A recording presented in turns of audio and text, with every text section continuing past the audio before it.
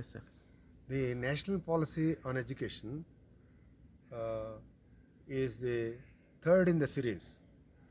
The first ever policy on education came in 1968 and the second policy in 86.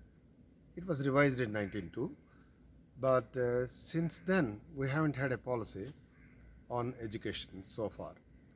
So after 34 years virtually, this is the education policy which sets the ground for development, and education and development are closely linked. One of the chief features of this policy is extension of right to education from 14 years to 18 years. And second is that is a gradual moving out from the regulatory regime, in the sense that is a, instead of having multiplicity of regulatory bodies, we are going to have only one. The third is that is a, we are gradually phasing out the concept of affiliation, which will give freedom to the colleges, and these will become autonomous colleges, and they will be in a position to innovate and evolve course structures depending on the job situation and the local needs as such there.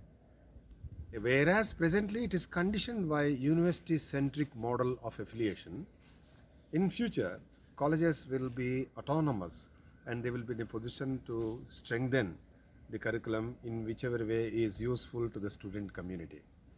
Thus we see remarkable change in the focus of the education as such, from a highly centralized to a decentralized way of implementation of these policies there.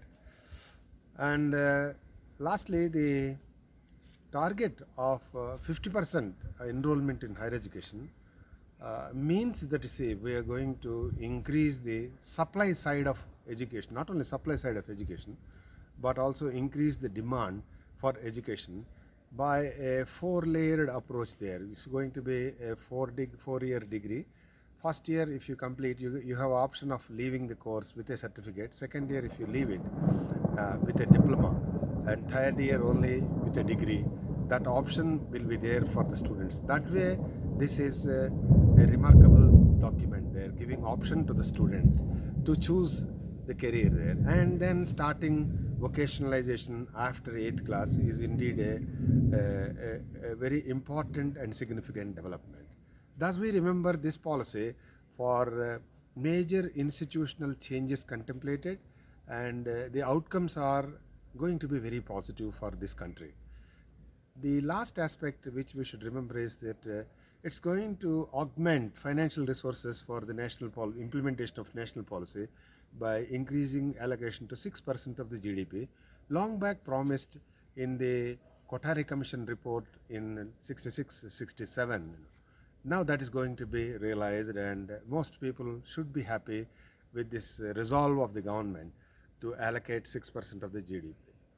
Therefore, this policy is remembered for this one, finance, two, autonomy to the higher education sector, and three, resolve to increase enrollment to 50%, increasing the access to higher education there. That's all.